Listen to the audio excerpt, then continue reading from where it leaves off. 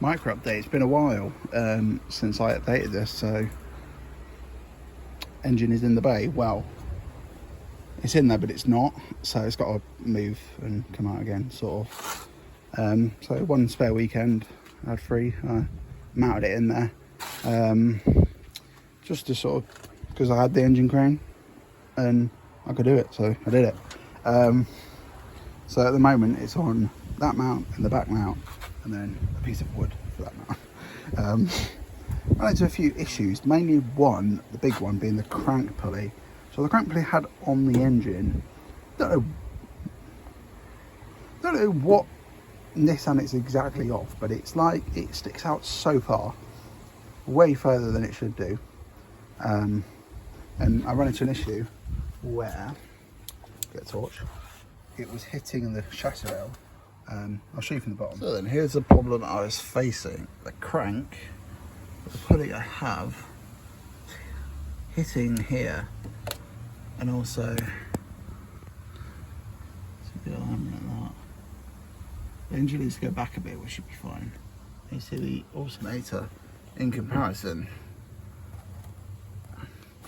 Now with the GA14 pulley, it should sit so the inner pulley's in line with the alternator and the outer pulley lines up with the water pump rather than the other way around, which is what we want. See, clearance is pretty tight around there. Little fits. Alternator's just sort of perched on there. Yeah. See my pulley mount in there. Yeah. So you can see that this crank pulley, I'll compare it to the old one. So this is the one that came with the engine. Still a 2-rib or 2-section pulley. If you have a look at the offsets, way different. If we lay them flat on there, on the nose part of them, see how much further this one sticks out. And yeah, see with the water pump, it's not exact science, but it's going to run off that one instead of that, and everything makes sense. So that's a K11 1 litre pulley, a lot smaller, but still got the wrong offset. So I had to, couldn't find the right GA pulley, so I sort of shut that off GA14, and not test fitted it yet, but it's the same size. And it's like the right size. On that though, everything did go fairly smoothly. Did scratch up the bay a little bit getting it in. It was a tight fit, especially with that crank pulley on.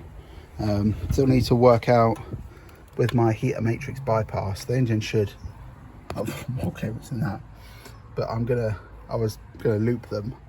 But I don't know if I have room. I might have to get bungs and like chop it down a little bit and run a bung, because the little like U-shape loop I had was hitting the master cylinder. It fits alright in there though. That's that mount. The mount's down there, you can't really see it. Should have clearance. Engine's a little bit higher than it should be, so where that is to that is not really relative. So should have room.